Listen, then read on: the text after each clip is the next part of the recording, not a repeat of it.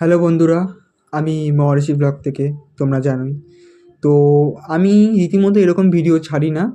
তো আজকে আমি একটা গল্প এখানে শেয়ার করবো, একটা ঘটনা।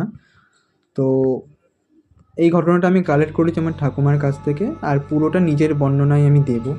তো তিনি গত হয়েছেন এখন 2-3 বছর হয়ে গেছে, তার আগের ঘটনা যখন তিনি ইয়াং ছিলেন।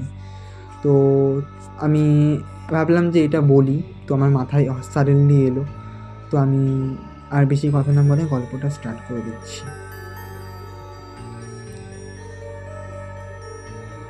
কর্ণ পিশাচিনী, একটা সাধক আর কর্ণ পিশাচিনী, সেই নিয়ে ঘটনাটা আমি বলবো। তো আমি শুরু করছি আজকের ঘটনাটি।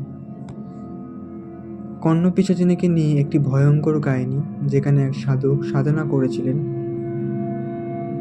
গভীর অরণ্যের প্রান্তে এক নির্জন টিলার ওপরে ছিল এক প্রাচীন মন্দির। বহু বছর আগে এক রহস্যময় সাধক এই মন্দিরে এসে আশ্রয় নিয়েছিলেন। তার নাম ছিল রুদ্রানন্দ।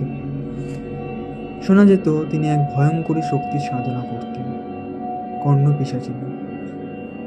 কর্ণ পিশাচিনী নামটি শুনলেই মানুষের রক্ত হিম হয়ে যেত। জনশ্রুতি ছিল এই পিশাচিনী কানে কানে কথা বলে, ভবিষ্যৎ জানায়, গুপ্তধন ও অভিশাপের রহস্য উন্মোচন করে। কিন্তু তার বিনিময়ে সে চায় সাধকের আত্মা। ধীরে ধীরে তাকে গ্রাস করে। রুদ্রানন্দ দিনের পর দিন, রাতের পর রাত সেই মন্দিরের অন্ধকার গর্ভে নির্মগ্ন থাকতেন। মন্ত্রোচ্চারণের গভীর ধ্বনি আর ধূপের ধোঁয়ায় মন্দির চত্বর ভারী হয়ে থাকত। গ্রামের লোকেরা ভয় সেই পথে যেত না।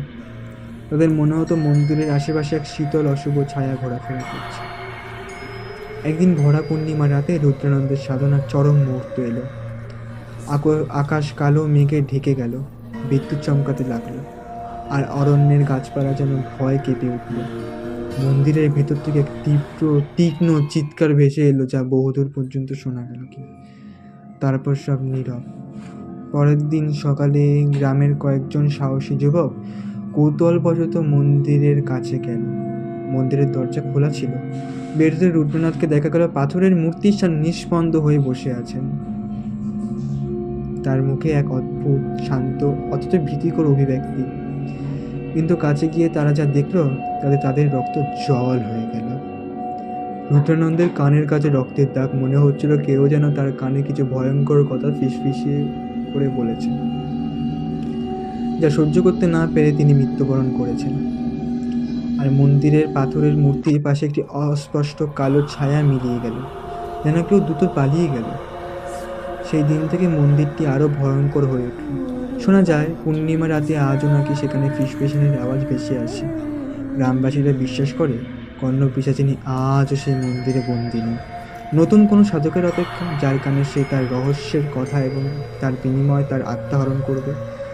রুদ্রানন্দের সাধনা ব্যর্থ হয়েছিল নাকি সফলতা আজও এক রহস্য, কিন্তু সেই রাতের ভয়ঙ্কর মূর্তি আজও সেই অঞ্চলের মানুষের মনে গভীর আতঙ্ক সৃষ্টি করে। তো গল্পটা ভালো লেগে থাকলে অবশ্যই লাইক, কমেন্ট, সাবস্ক্রাইব করো। তো গল্পটা পুরো আমি সাজিয়ে বলেছি। তো ভালো লাগলে অবশ্যই লাইক কমেন্ট করো। তো আজকের মতো ইতি।